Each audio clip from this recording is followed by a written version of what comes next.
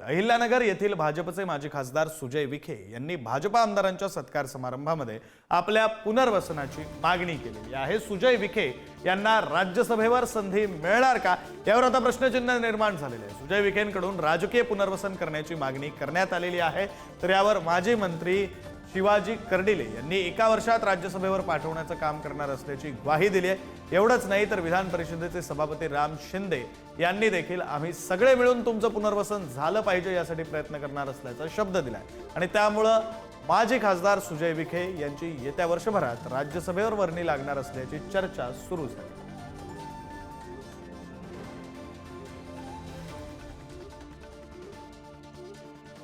सगळ्यांनी मिळून माझा तरी पुनर्वसनाचा काही विचार करा, नाहीतर मी नुसतं भाषणापुरतच आहे। म्हणजे कोणाला ठोकत असेल तर मला लोक बोलून घेतात, म्हणतात पेटून, आणि आपण कार्यक्रम लावू थकलो। पण आता आपला काहीतरी एवढं मोठं शिष्टमंडळ आहे, माझ्यामध्ये शिंदे साहेबांनी पुढाकार घ्यावा आणि बरोबर कर्डिले साहेब असतील, मग बाकी सगळ्या आमदारांनी हातभार लावलं तर काहीतरी माझ्या पदरातही पडेल। कारण की अजून आम्हाला 3-4 वर्ष अवकाश आहे, 4 वर्षात लोक विसरून जायला बसले। आता तुम्ही काय कुठल्या प्रकारची चिंता करू नका। शिंदे साहेबाला तुम्हाला सांगतो का, त्यांच्या नेतृत्वाखाली तुम्हाला सांगतो का, येत्या वर्षभरामध्ये तुम्हाला आम्ही राज्यसभेवर पाठवण्याचं काम 100% करण्याचं काम करू। कसं पाठवायचं, कशा पद्धतीने ठरवायचं, काय निर्णय घेण्याचा आम्ही पाहू। तुम्ही काय चिंता कुठल्या प्रकारची करू नका।